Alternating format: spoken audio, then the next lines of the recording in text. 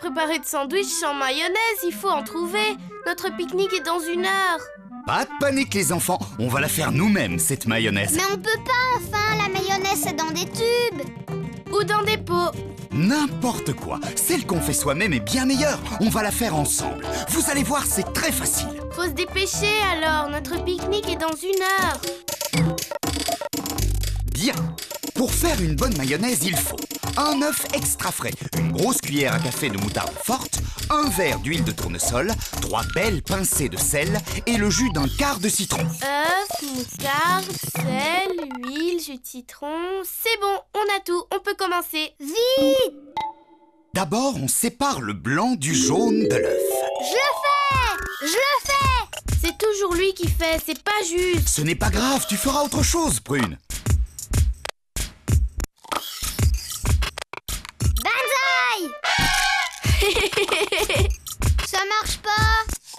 Moi, je sais comment on fait, j'ai vu maman. D'abord, on casse l'œuf. Comme ça. Faut pas que tu parles, ça va te faire rater. Ne te moque pas, Bob, la cuisine, c'est comme un jeu. Il faut jouer souvent pour gagner. D'abord, on va casser l'œuf, puis on fait passer délicatement le jaune d'une coquille à l'autre, en laissant le blanc s'échapper. À la fin, il ne reste plus que le jaune. Allez, va plus vite. Y a plus beaucoup de temps avant le pique-nique. Ouais, regarde, j'ai réussi. Ouais, j'ai vu, c'était super fastoche. On a donc le jaune séparé du blanc, seul au fond d'un grand saladier. Pauvre jaune, tu dois drôlement t'ennuyer tout seul abandonné, hein? Tu t'ennuies, petit jaune d'œuf? Je rêve, le v'là qui parle un jaune d'œuf maintenant. Bah, tu parles bien à tes poupées, toi. C'est même pas vrai. Je vais mettre les blancs au réfrigérateur pour plus tard. Bon, on ajoute à ce jaune une bonne cuillère à soupe de moutarde et 3 pincées de sel. Je sais, faut mélanger. Je suis le champion du monde de mélangeage. Ça y est, lisse et bien moelleux. On fait quoi après, Michel? Ben, c'est fini. Non, pas encore. Après, il y a mon secret. Ton secret? Oui, mon secret. Ouais, le secret! Dis-nous ton secret! Si on veut s'assurer de ne jamais rater une mayonnaise, il faut laisser reposer la préparation, jaune d'œuf moutarde, 1 minute. Et pendant cette minute, la moutarde cuit légèrement l'œuf. Tu veux dire que la moutarde cuit le jaune d'œuf? C'est prêt maintenant? Oh là là, qu'est-ce que vous êtes impatient! Il faut savoir prendre son temps quand on fait la cuisine. Je sais bien, mais aujourd'hui, il y a le pique-nique. Ne faites pas cette tête, ce ne sera pas long. Dès que la minute est passée, on ajoute l'huile. Mais avant, je vais vous donner une astuce. Pour bien caler le saladier, on va placer dessous une bonne épaisseur de papier absorbant, légèrement mouillé. Oh ouais, comme ça le saladier glisse pas et on peut mélanger plus facilement. Exactement. Je crois que ça serait aussi bien avec un torchon. Et on gaspillerait moins de papier absorbant. Tu as raison, Prune, c'est une bonne idée. Et c'est surtout beaucoup plus écologique. Tu veux que je te dise, Bob, elle est très astucieuse, ta sœur. Oui, je sais. On arrive à l'opération délicate de la recette. On va verser l'huile tout doucement et on mélange vivement avec une cuillère ou un fouet. Et là, on voit la mayonnaise monter doucement. Il ne faut surtout pas s'arrêter de mélanger. Elle pourrait retomber. C'est moi qui l'a faite. N'importe quoi, on était tous les deux. Et puis on dit pas c'est moi qui l'a, mais c'est moi qui l'ai.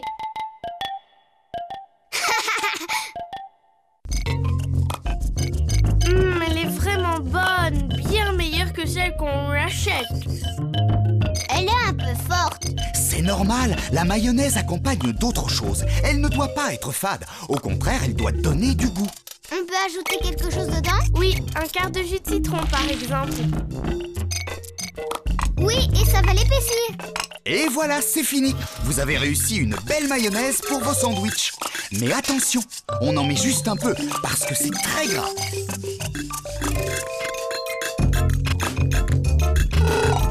Hurrah, notre pique-nique est sauvé!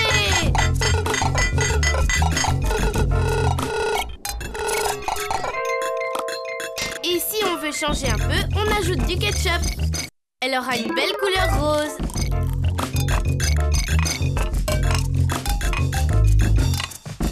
avec des herbes hachées, la mayonnaise aura une belle couleur verte.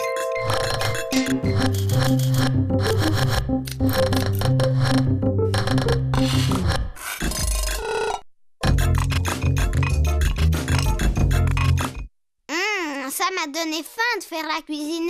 Je vais me faire un autre sandwich, un rose cette fois. Pendant ce temps, je vais en préparer pour nos copains. Ça leur fera plaisir. Comme ça, ils pourront goûter nos super mayonnaises. Je suis sûr qu'ils vont être impressionnés par vos talents de magicien. De magicien? Ben oui, Bob. On a transformé un œuf et un peu d'huile en 3 sauces avec des couleurs différentes. C'est pas de la magie, ça? Habituellement, les magiciens ne révèlent jamais leurs secrets au public. Mais là, on est entre nous.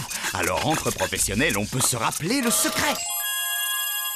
Pour être certain de ne jamais rater une mayonnaise, il faut laisser la préparation moutarde jaune d'œuf reposer 1 minute. Ensuite, tout en versant lentement l'huile, on mélange vivement avec une cuillère ou un fouet. Waouh, on va apporter les plus beaux sandwichs du monde au pique-nique. Hé Bob, dépêche-toi, on va être en retard au pique-nique. Voilà, j'ai fini, on peut y aller. Et les enfants, vous n'oubliez rien? Merci Michel. Attendez, il y a autre chose. Quoi? La vaisselle. Oh.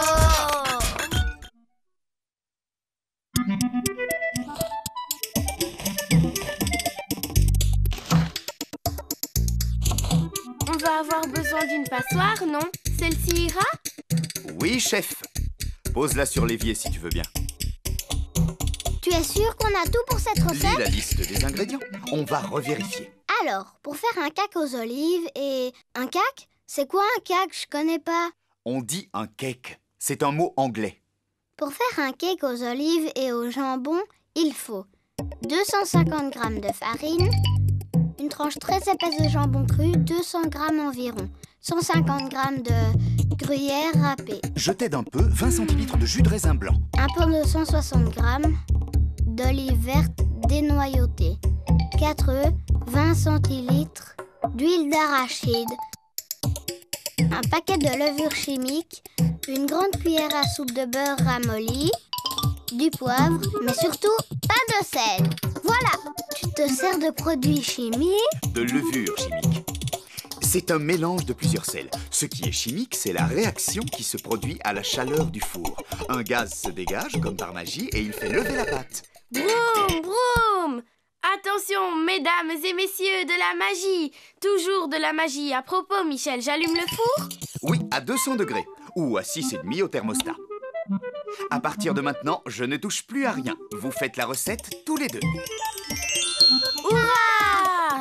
Tu restes quand même avec nous, non? Parce que j'ai un peu de mal à lire ton écriture. Moi, je comprends tout, mais c'est mieux si tu restes près de nous. On commence par quoi? Les olives, on les met dans la passoire.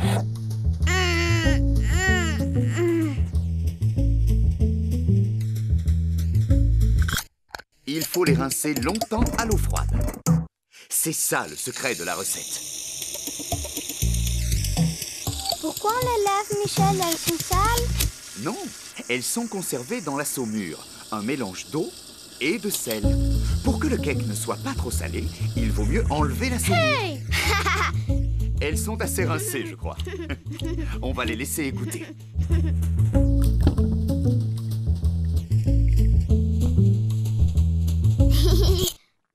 Pour faire un cake, il faut préparer la pâte.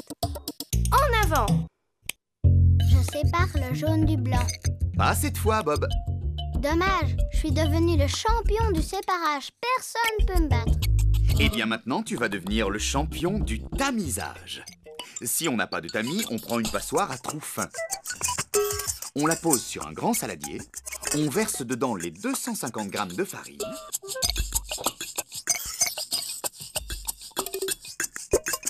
Et le sachet de levure. On a dit du cake aux olives et au jambon. Pas du cake aux olives, au jambon et au papier. Alors, fallait dire, On verse la levure. Tu as raison, Bob. En cuisine, il faut toujours être précis, surtout quand on fait de la pâtisserie.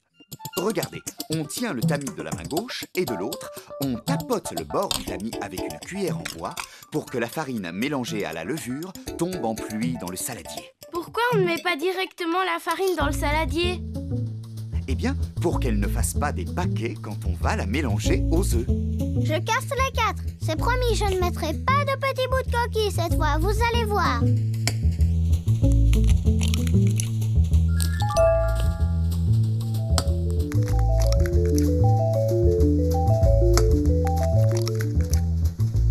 Je mélange avec quoi? Le fouet? Commence plutôt avec la cuillère en bois. On ajoute l'huile et 20 centilitres de jus de raisin blanc. On mélange encore et on continue au fouet électrique. Jusqu'à quand? Jusqu'à ce que la pâte ait la consistance de la crème fraîche. On la laisse de côté un petit moment et on va Beurrer l'intérieur du moule. Moi! J'ai besoin de combien de beurre? une cuillère à soupe.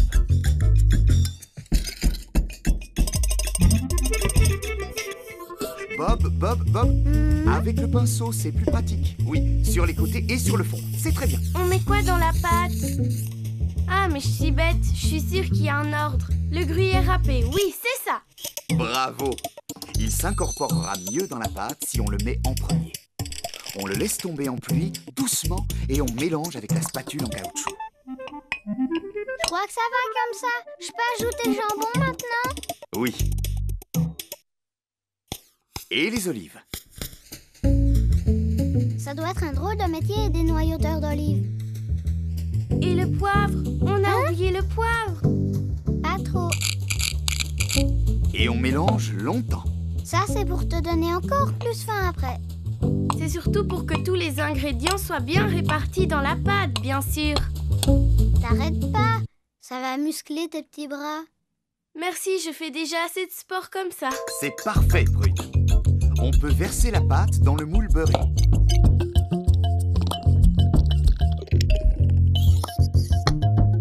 Voilà, magnifique. Et il n'y a plus qu'à le mettre au four. Préchauffé à... 200 200 degrés. degrés. Très bien. Maintenant, on laisse cuire 1h10. 1h10? Je vais mourir de faim, moi. Et on doit le laisser tiédir avant de le démouler.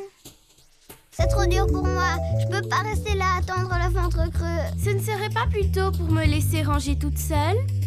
Par hasard? Je ferais pas ça à ma petite sœur préférée. C'est sympa, je savais pas que t'en avais une autre. Je suis très fier de vous. Vous êtes de vrais petits chefs.